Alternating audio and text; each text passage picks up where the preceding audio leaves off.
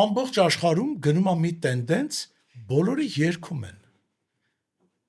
Ես դեմ չեմ երգին։ Երգն ինձ համար բարձր արժեք ունի,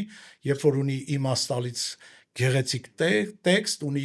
բարձր արժեք երաժշտություն, ավելի շատ հայկական, ավելի շատ օգտվել մեր ակունքներից, մեր արմատներից։ Մենք ունենք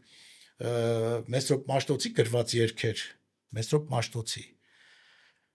Շնորհալի, Մակար Եկմալյան, Կոմիտաս, բազմաթիվ